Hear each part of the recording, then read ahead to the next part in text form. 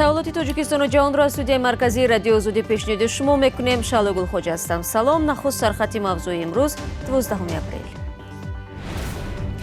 қаҳвахонаамро соҳиб шуданд. Як шаҳрванди Тоҷикистон бо пойгоҳи низомии 201 Русия баҳси додгоҳӣ дорад. зода шавем ё ви чӣ насаби падарро бигирем ва ё аз бобу калонро. Вазорати адлия таҳрири қонунеро пешниҳод намудааст, ки шояд сокинонро аз як мушкилӣ халос хоҳад кард. терминалҳое ҳаста ки бояд мардак чек спорад ки мисол газпоши намеган ҳамун терминал қабул намекунад вая барои ки вай ному фамилияш мақсад зодае отчество надорад. ва аввалин дирижёри зан дар Афғонистон аз ояндаи мусиқӣ дар ин кишвари ҷангзада ба ташвиш аст. агар мусиқӣ манъ шавад хеле мушкил хоҳад шуд. ҳаёти мо худ мусиқӣ аст. Як шаҳрванди Тоҷикистон пойгоҳи 201 Русия дар Душанберо ба додгоҳ кашида талаб дорад, ки дивизияи русӣ моликияти ӯро баргардонад. Абдулҳамид Чақалов иддао дорад, ки ин пойгоҳи низомӣ ӯро аз ҳаққи истифодаи қаҳвахонааш маҳрум кардааст. ҳалли баҳс имкон дошт имрӯз дар додгоҳи ҳарбии гарнизони Душанбе ба миён ояд, аммо ҳар ду тараф ба мурофиа ҳозир нашуданд ва ҷаласа ба таъхир афтод. Асли баҳсро Муллораҷаб Юсуфӣ тавзеҳ медиҳад. با گفته مسئولین دادگاه حربی گارنیزون دوشنبه، اصلی بحث میان شهروندی تاجیکستان و پایگاه 201 روسیه این است که چند سال پیش بر اساس توافق وزارت‌های دفاع تاجیکستان و روسیه حدود پایگاه 201 وسیع کرده شد و در این اسنا قهوه‌خانه شهروند تاجیکستان عبدالحمید چقالوف با حدود پایگاه 201 گذشت. اما عبدالحمید چقالوف از این قرار به گفته مسئولین دادگاه حربی ناراضی است و از بالایان به دادگاه شکایت برده است تا مسئولین پایگاه 201 به او اجازه بدهند که به حدود پایگاه وارد شده از قهوه‌خانه‌اش استفاده کند. این بحث 3 سال است که دوام دارد. به گفته مسئولین دادگاه حربی نخست دادگاه بحث را به فایده شهروند تاجیکستان حل کرد، ولی بعداً با شکایت کاساسیونی پایگاه 201 کلیگه حربی دادگاه عالی قرار سود زینه پایانی را بیکار نمود. عبدالحمید چقالوف شهروند تاجیکستان که حالا با پایگاه 201 وارد بحث دادگاه شده است میگوید او میخواهد که پایگاه یا با او حق استفاده از قهوه‌خانه‌اش را بدهد یا پول آن را پرداخت کند و یا حداقل پول اجاره آن را بدهد. اما به گفته چقالوف پایگاه 201 هیچ یک از این شرط‌ها را قبول نمی‌کند. مسئولین پایگاه 201 روسیه تا حال از شرح قضیه خودداری کردند و سخنگوی این پایگاه از این قضیه اظهار به اطلاعی نمود. پایگاه 201 بزرگترین واحد خوشیگرد نیروهای نظامی روسیه در خارج از این کشور می باشد که گفته می شد قبلا حدود 7000 سرباز در آن خدمت می کند. مولارجب یوسفی، شادمان یتیم، آزادی، دوشنبه. رو می‌آوریم ба мавзӯи дигар. имрӯз замири шаҳри Тбилиси Каха Каладзе бо раҳбарони ронандагони эътирозгар мулоқот мекунад. соҳибони таксиҳоро фармони ахири мири шаҳр ба хашм овардааст. тафсилот аз Абдулло Ашуров. рӯзи панҷшанбеи 11 апрел ронандагони таксии пойтахти Гурҷистон шаҳри Тбилисӣ бо сару садои баланд рафту омади нақлиётро душвор карданд.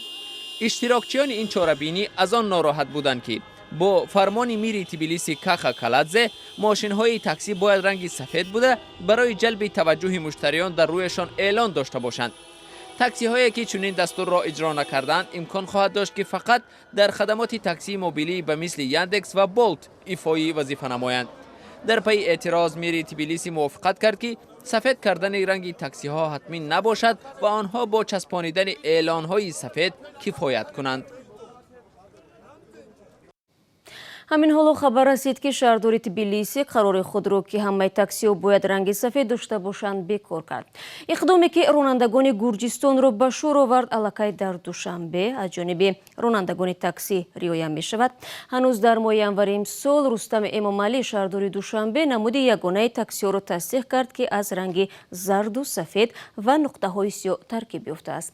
мақомот барои иҷрои ин қарор то нимаи моҳи июни имсол моҳлат доданд. ва бинандагони азиз, рақами махсуси мо дар вайберу вотсап ҳамонот дар хидмати шумо аст. агар мехоҳед хабар ва аксу навори шумо дар барномаи хабарии радиои Озодӣ нашр шавад, пас бо мо тамос бигиред. шумораи телефони мо +420 724 056 681 аст. дар сурати дарёфти хабар, акс ва ё видео мо бо шумо тамос мегирем ва ҷузъиётро ҳатман мепурсем. شما برنامه خبری رادیو آزادی رو تماشا دارید. اکنون نام باباها گم نمی شود. اگر طریق قانون نو را حکومت تاجیکستان بپذیرد، به احتمال بیشتر یک مسئله جنجال برانگیز مربوط به نسب‌گذاری حل خود را پیدا می کند. وزارت عدلیه پیشنهاد کرده است که به ساکنان امکان داده شود به کودک از نام بابای او نسب سازند، در حالی که فعلا نسب آنها بر اساس نام بابا کلان پدر و یا حتی چند نسل پیشتر گذاشته می شود. گزارشی زرانگیز نوروشا را در همین باره یک جا تماشا میکنیم. در تاجیکستان طرح نوی قانون در بررسی است که طبق آن به ساکنان امکان داده می شود به کودک در اساس نام بابای او نسب گذارند. شهزاد محمدیف می‌خواهد نام پدر خود را به فرزندانش نسب گذارد، اما هرگاه در اداره ثبت اسناد حالت شهروندی درخواست او را رد می‌کنند. متاسفانه این قانون ممکن نبوده، طبق قانونگذاری همین چیز اجازت نبوده است. حاضر نام بابای من و فرزندای موندگی همچون فامیلیا همچون سال تا سال رفتن گیرد، اگر هم خیلی نام پدری ما فراموش میکنند. مسئولین اداره‌های ثبت اسناد حالت شهروندی میگویند مراجعت ساکنان در این مسئله زیاد است.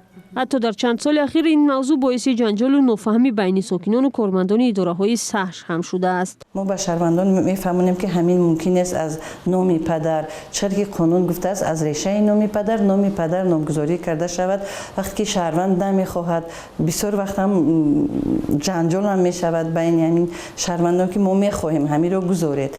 مسئولین کمیته زبان هم سال 2017 در پی یک سنجش خود در اداره‌های سهش این مشکل را مشاهده کردند و به وزارت عدلیه پیشنهاد شد تا نسب‌گذاری بر اساس نام بابا منع نشود. بسیاری از ساکنان در این چند سال اخیر بعد شروع معرکه عوض‌کنی نام از شکل روسی به تاجیکی و تغییر یافتن ترتیب نام و نسب‌گذاری مجبور شدند چند مرتبه سندهای خود را تغییر دهند. بچه‌ای که همین زاده هستند بسیار در همین مسئله داکومنت کردن بسیار سخت گویم که ناراحت هستند، برای که ما اگر یک جا داریم برای یک داکومنت کردن و بیچاره چند طرف میدوند، این طرف اون طرف ترمینال هست که باید مردک چک سپورت که مثل گازپوش نمیگن هم ترمینال قبول نمیکند باید، برای که نام و فامیلش مقصد زاده او چیزی ندارد.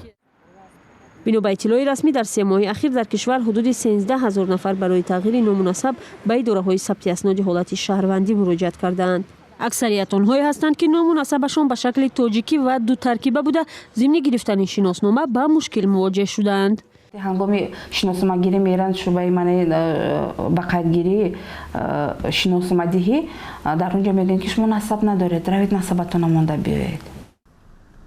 سال 2007 امام علی رحمان پرزیدنت تاجیکستان از نسب خود پسوندهای روسی را حذف کرد و زیر تاثیر آن در تاجیکستان تبدیل نسب‌ها به تاجیکی رسمی شد. قانون درباره ثبت اسناد حالت شهروندی سال 2006 قبول و بار آخر سال 2016 اصلاح شد که بر اساس آن ترتیب گذاشتن نام و نسب شخص طبق فرهنگ و عنعنه‌های ملی تطبیق می شود. برنامه را ادامه میدیم. خدمات گمرکی تاجیکستان جدول نوی نرخ ماشین ها را تهیه کرده است. من بعد نرخ ماشین هایی که از خارج وارد میکردند موافق آن حساب و باج ستانیده می شود. نرخنامه ماشین ها طبق جدول نو از نیمه اول ماه مارس به اجرا درآمد. همکارم عبدالله اشورов نوگانی های گمرک در رسمیت ضروری ماشین ها را آموخته است و حالا با ما در استودیو و آماده صحبت است. خب عبدالله سلام، بگو این نرخنامه به بوج گمرکی که از هر یک ماشین در سرعت ستانیده می شود چه تاثیر می رساند و نرخ ماشین ها در تاجیکستان اکنون چگونه خواهد شد؟ سلام شهلا، نرخ باج گمرکی ماشین ها وابسته به تمغه از 5 تا 10% گران می شود. نرخ باج گمرکی بعضی ماشین ها حتی 1 برابر بیشتر شد. حالا شرح می دهم که چرا گران می شود. خدمات گمرک نرخنامه نوی ماشین ها را که از 11 مارس سال روان به اجرا درآمد تصدیق کرده است. با این جدول نرخنامه اکثریت تمغه های ماشین های سبکرو و بارکشان را که در کشورهای جهان استحصال می شود تصدیق شده است. باج گمرکی از هر ماشینی که وارد می شود از روی این جدول منبعث ستانیده می شود. نوابسته به آنکه تاجر و یا صاحب ماشین آن را با چه نرخی از خارج خریده وارد کرده است، ناظر گمرک نرخ ماشین را از روی همین جدول معین کرده از آن باج می ستاند. در ریاست خدمات گمرک در ولایت سوخت که اکثریت ماشین ها به جمهوری توسط این منطقه وارد می شوند گفتند نرخ رسمیت گمرکی ماشین ها وابسته به تمغه از 5 تا 10% بالا می رود. اما تاجران ماشین ها خصوصا آنهایی که از کره جنوبی ماشین های خرد بارکشان نوعی پورتر را وارد میکنند در صحبت با رادیو آزادی گفتند نرخ رسمیت گمرکی یک ماشین با یک بارگی 1 مرتبه بالا رفت. یک ساکن شهر خوجند که به تجارت این نوعی ماشین های بارکشان مشغول است گفت تا به حال رسمیت گمرکی هر ماشین پورتر حدود $900 بود، حالا به $1700 رسیده است. خب به حالا کدام تمغه‌های ماشین در تاجیکستان ابلاغ خوش خریدند و نرخ آنها بعد مقررات نو چگونه خواهد بود؟ شهلا طی چند سال اخیر ماشین‌های تمغه‌های اوپل و مرسدس در تاجیکستان پرخریدار بودند، اما از اول سال 2018 تاجیکستان ورودی ماشین‌های استحصالی تا 2005 را منع کرد. بیشتری ماشین‌های اوپل که به تاجیکستان وارد می‌شدند از سال 2005 کهنه‌تر بودند. از این رو این مقررات به بازار ماشین کمی تغییرات وارد کرد و حالا در برابر اوپل و مرسدس ماشین‌های تمغه تویوتا ژاپن نیز زیاد وارد می‌شوند.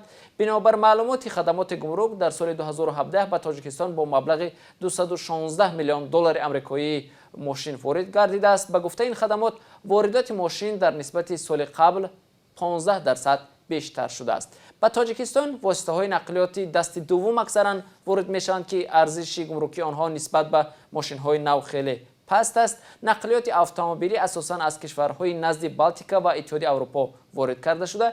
واردهای ماشین‌های بارکشان کلان حجم اساساً از چین صورت می‌گیرد. خدمات گمرک میگوید افزایش واردات در سال گذشته پیش از همه از حساب ماشین‌های بارکشان استحصال چین بیشتر شده است. خب سپاس عبدالله برای صحبت. امروز طالبان اعلان نمودند که حمله‌های بهاری خود را آغاز می‌کنند. این هم در حالی است که یک هفته پس جانب‌های افغان در سر میز مذاکرات صلح باید دروهای ختم جنگ 18 ساله در این کشور را بررسی نمایند. چون این وضع نامعینی زنان و دختران افغانستان از جمله قهرمان گزارشی بعدی ما را نگران کرده است. جزئیات بیشتر از سرویناز روح‌الله. нигин хапалвок ба орзуи худ расид. ӯ аввалин дирижёри зан дар афғонистон аст. дар ҳоле ки иёлоти муттаҳидаи амрико ва толибон сари мизи музокироти сулҳ нишастанд, ӯро сарнавишти ояндаи мусиқӣ дар афғонистон ба ташвиш овардааст. агар мусиқӣ манъ шавад хеле мушкил хоҳад шуд. ҳаёти мо худ мусиқӣ аст.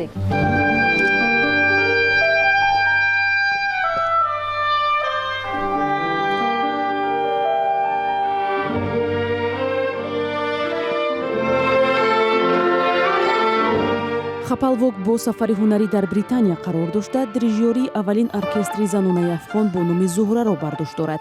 дар солҳои ҳукмронии толибон аз соли 1996 то 2001 дар афғонистон мусиқӣ аслан манъ буд ва хонумҳое ба монанди марьям сидиқ наметавонистанд ҳатто дар мактаб таҳсил кунанд. мо аввалин ҳастем ва роҳро барои наслҳои оянда боз мекунем. ба ин васила занон имкон хоҳанд дошт кори дӯстдоштаи худро кунанд. ҳайатҳои музокиракунандаи толибон дар чанд даври музокирот хатми ошӯбҳои 18-солаи худро баррасӣ намуданд. то ҳанӯз ин ҷунбиши ифротии исломӣ бо ҳукумати афғон сари мизи музокирот нанишастааст. дар шароити идомаи муқовимат ҷангҷӯёни толиб оркестри зуҳраро ҳам ҳадафи ҳамла қарор доданд. раҳбари оркестр аз ҳамлаи маргталабона ҷон ба саломат бурдааст. من нигаронам. занони афғон аз сарнавишташон нигаронанд, зеро толибон мехоҳанд баргарданд ва ҳукумат шомил шаванд ва ё ҳатто бахши муҳими онро ташкил кунанд. дар ҳар гуна музокирот бояд ҳуқуқи мардуми афғонистон аз ҷумла ҳаққи мусиқӣ ҳифз шавад.